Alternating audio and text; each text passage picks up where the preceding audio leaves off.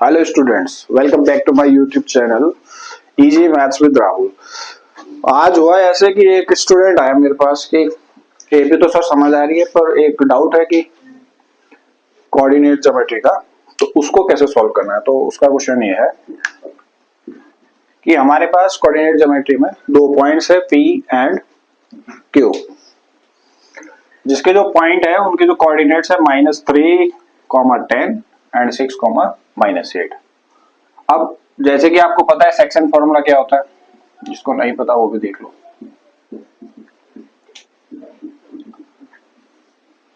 इसको हिंदी में विभाजन फॉर्मूला भी कहते हैं, विभाजन सूत्र। तो इसमें क्या होता है कि हमारे को कुछ रेशियो दिए रहते हैं M1:M2, हमको रेशियो दिया रहता है।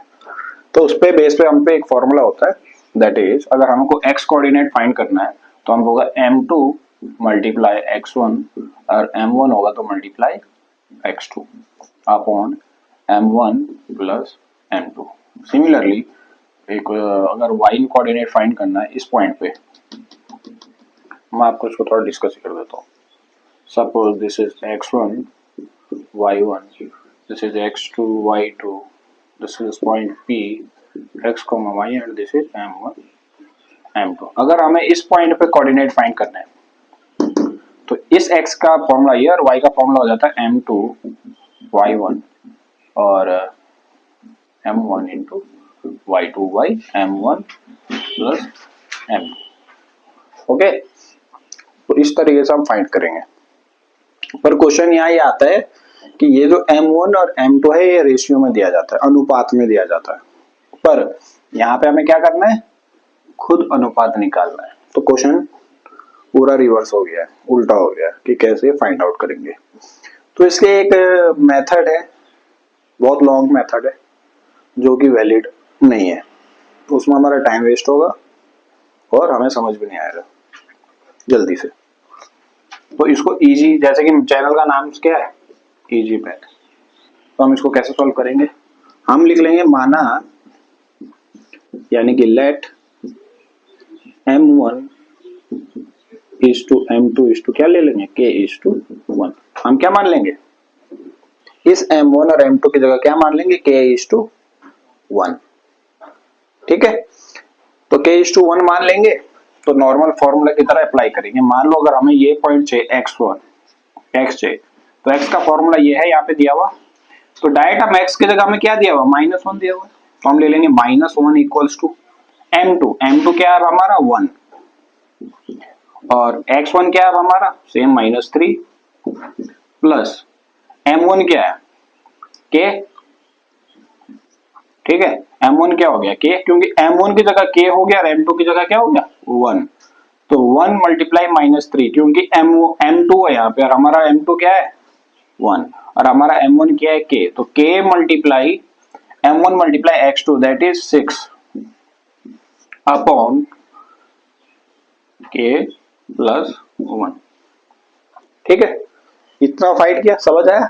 तो अगर हमने इसको इतना फाइंड करेंगे तो यहाँ से हमारी एक इक्वेशन बन के तैयार हो जाती है। तो जो ये वाला पार्ट है इसको यहाँ ले लेंगे, तो -1 multiply K plus 1 equal to क्या हो जाएगा, -3 प्लस 6K।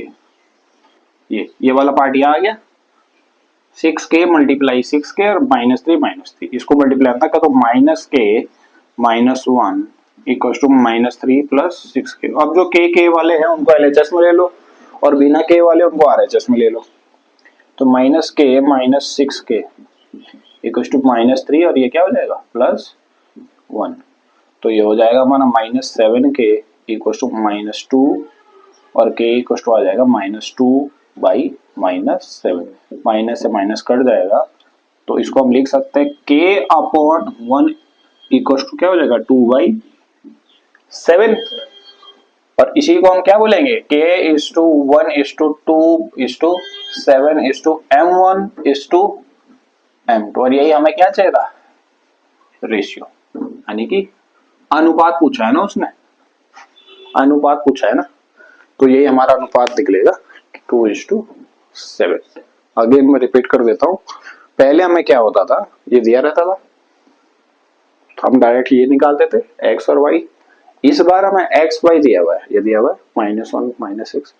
अब देखो, तो हमने इनमें से किसी एक को ले लेना है। हमने x को लिया, तो x क्या था हमारा -1, ये रहा x। m2 क्या था हमारा 1, ये रहा 1। सिमिलरली x1, ये वैल्यूज पुट कर दी यहाँ पे। m1 और m2 की जगह k/1 आ गया, बाकी सब चीजें सेम है। और जो x था उसको यहाँ से ले लेंगे, ये लिख दिया। फिर इसको सॉल्व कर देंगे, जो जनरल सॉल्यूशन होता है, और ये हमारा आंसर आ गया। क्लियर? Okay, good.